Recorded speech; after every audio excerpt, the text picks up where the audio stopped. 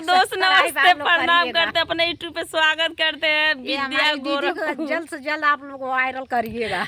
देखिए वो देवी के गीत है, हम लोग सोहर के तर्ज पर गाने जा रहे हैं। अगर अच्छा लगी तो लाइक करिए, जरा शेयर करिए। सूखा पड़ गया है, हम लोग खेत में आए हैं। कमेंट अच्छा सा प्यारा सा कमेंट करना है, गीत कैसा है। देवी पचरा गीत है और सोहर के तर्ज पे है।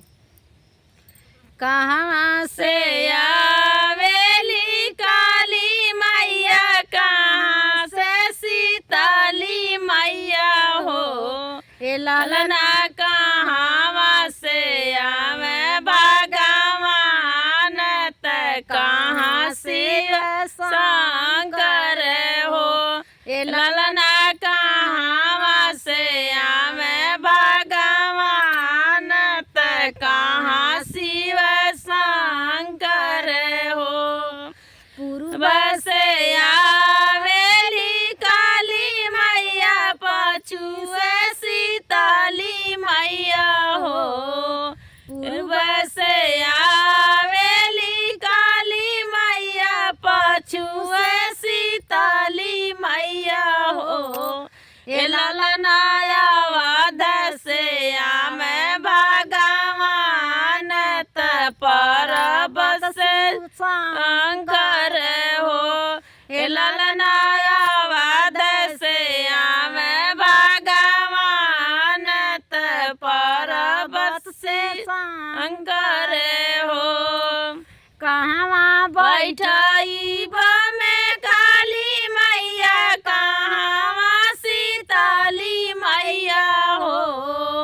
कहाँ बैठाई में काली मैया, कहाँ सीताली मैया हो। ए ललना कहाँ बैठबो भगवान, कहाँ शिव शंकर हो। ए ललना कहाँ बैठबो भगवान, कहाँ शिव शंकर हो। दुआरे बैठब में काली मैया, आंगन सीताली मैया हो। दुआरे बैठब में काली मैया, आंगन सीताली मैया हो। ए ललना देवघर बैठबो भगवान, मंदिर शिव शंकर हो।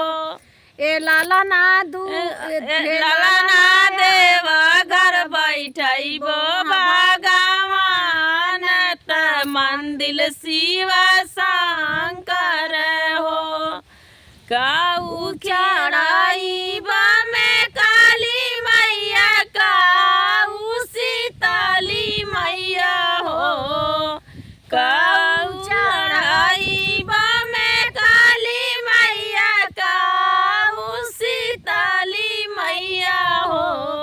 हे ललना काऊ चढ़बो भगवान, काऊ शिव शंकर हो।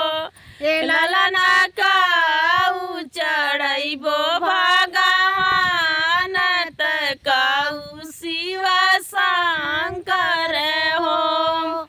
चुनरी चढ़ाई में काली मैया, अड़हुल सीताली मैया हो।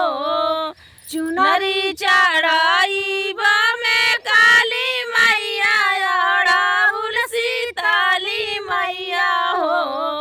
ए ललना बउआ चढ़बो भगवान, तलेला पद सही शंकर हो।